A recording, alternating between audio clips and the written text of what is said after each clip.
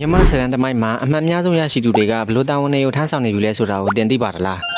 မြန်မာစရန်စာမွေးမှာတနိုင်ငံလုံးပထမဆုရရှိခဲ့သူတွေအခုဘလို့နေရာတွေမှာတာဝန်ထမ်းဆောင်နေပြီလဲဆိုတာကိုဒီဗီဒီယိုလေးမှာဘုရုတာဖြစ်မျှဝေပေးချင်ပါတယ်ပထမဦးစွာ1993ခုနှစ်မှာတနိုင်ငံလုံးအမှတ်အများဆုံးဆုရှင်မယူဇနာခင်စောပါသူမဟာယခုဆိုရင်မြန်မာနိုင်ငံသားရေးဝန်ကြီးဌာနမှာအဆင့်မြင့်ရရှိဖြင့်တာဝန်ထမ်းဆောင်နေပါတယ်နောက်တစ်ယောက်ကတော့1998ခုနှစ်မှာတနိုင်ငံလုံးတတိယရခဲ့တဲ့ကမ္ဘာကျော် Oxford တက္ကသိုလ်မှာဓာတုဗေဒနဲ့ဇီဝဗေဒဌာနမှာတာဝန်ထမ်းဆောင်နေတဲ့ရိပ်ပညာရှင်ကြီးဒေါက်တာရီမွန်အေးပဲဖြစ်ပါတယ်။ကဲပြီးတော့အဆိုတော်ဖျူချော်သိန်းရဲ့အမာရင်မညွညွသိန်းမှာသူမက1992ခုနှစ်မှာတင်ချာအမှတ်100နဲ့အတူအမှတ်ပေါင်း956မှတ်ဖြင့်ယခုအခါပြင်သစ်နိုင်ငံအနာမည်ကြီးထူးခုဆရာဝန်ဖြစ်ရည်တည်လက်ရှိပါတယ်။2000ပြည့်နှစ်ရဲ့အမှတ်အများဆုံးဆုရှင်ကတော့အထက်ကတစ်လက်ပဒန်းကဒေါက်တာဒေါ်တီတီထွန်းမှာဂုဏ်ထူး9ပါးအမှတ်ပေါင်း450ရရှိခဲ့ပြီးယခုဆိုရင်အထွေထွေထူးခုဆရာဝန်ဖြစ်ရည်တည်နေပါပြီ။2004ခုနှစ်မှာတော့ပူတွဲပထမဆင်2ဦးပါတဦးကမောင်စင်လင်းဖြစ်ပြီးသူကတော့ယခုလက်ရှိနာဇာမှာတာဝန်ထမ်းဆောင်နေပါတယ်။နောက်တစ်ယောက်ကတော့ဆရာဝန်မကြီးမတီတီထွေးပါ။နောက်ဆုံးတစ်ယောက်ကတော့2011ခုနှစ်မှာတနိုင်ငံလုံးအမှတ်ပေါင်း954မှတ်နဲ့ပထမဆုရရှိခဲ့တဲ့မမြတ်ရွှေကြီးထွန်းပါ။သူမဟာအခုဆိုရင်ကလေးထုခုဆရာဝန်ကြီးဖြစ်နေပါပြီ။သင်ကနောက်ထပ်ဘယ်သူတွေကိုသိလဲကိုမမပြောပြကြအောင်နော်။